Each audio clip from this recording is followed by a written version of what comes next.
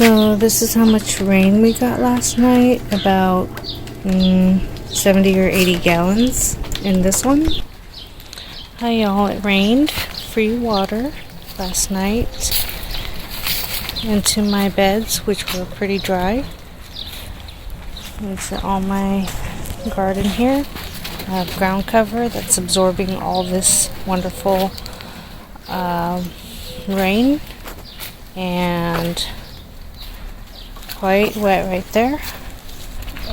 And I'm opening up my worm bins, my worm tower, so that it'll get the maximum water, soft water in there. And in my Bellin Country garden beds, green things are popping up.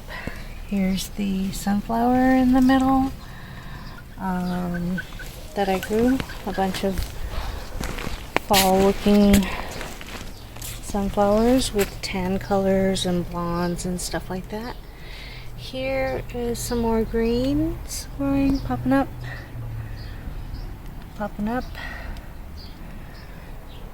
All over. So exciting. And over here I threw some random brassica collard greens seeds, and they're coming up in a different location than they were before. Coming up are my Asiatic lilies. Here's another Asiatic lily. I love that they just come up on their own.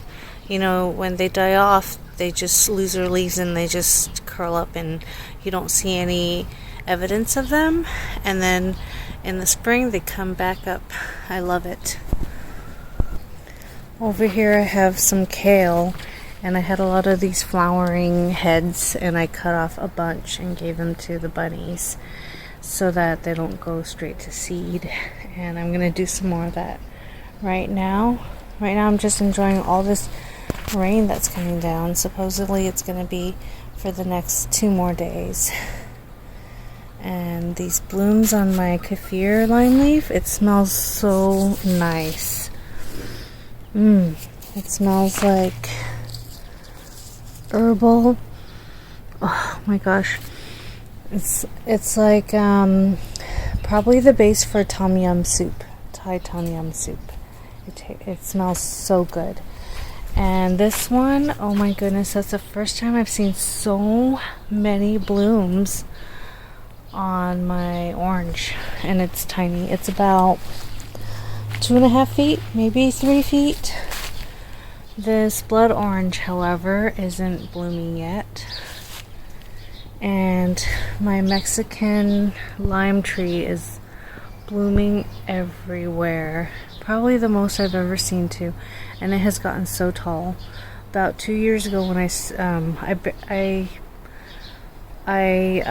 planted this into the ground 3 years ago, but about 2 years ago it was about a foot tall, and it seemed to never grow, and suddenly it is just growing so fantastic. Now it's over 5 feet. I'd say 5 feet. Here I have my passion fruit. It started to go from brown back to green. See the brown right there, the remnants of what I pulled down last year. I left a little bit up here that was kind of halfway going up the trellis because it was already going halfway, and I didn't want to tear it down and try to have it climb up again, directing it and stuff. It was already directed up. So it's looking good. Coming back quick. These things grow really fast. So you have to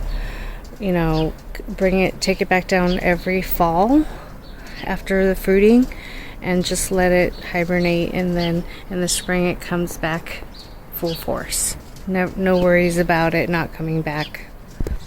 Oh yes, it looks like this geranium is starting to bloom. I just stuck the plant into the dirt and some leaves have fallen, but it looks like it's gonna at least it's going to continue its path of blooming. And let's check on my sansevierias.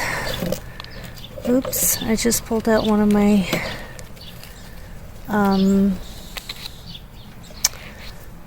what do you call those? Gardenia cuttings.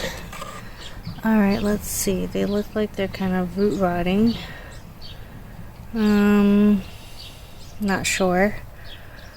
And then I have a set that's inside and it's starting to root. So, but it also looks like that, like it's rotting at the end.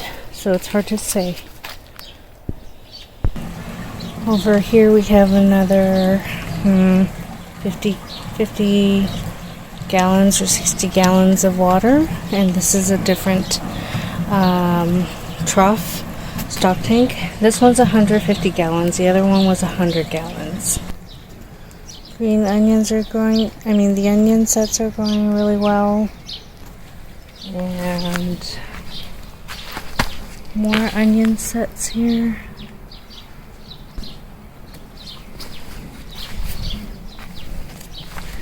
My daughter's 3 carrots out of all the carrots we tried to grow, unfortunately.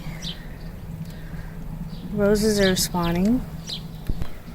The borage is growing fantastic. It's going to have some beautiful blue flowers that taste like melon. And hopefully these don't die. My papaya. Just transplanted some canna lilies in here and hollyhocks. Trying to have them grow.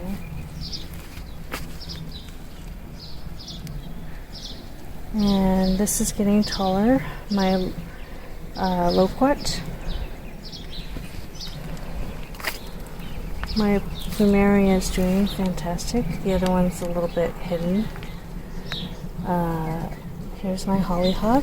It is growing really fantastic. Has a lot of leaves, and I could probably trim the bottom, but it's gonna bloom soon.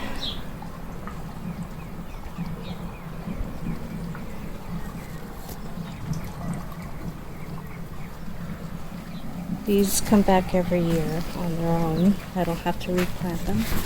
Here's a volunteer fern. A rose cutting,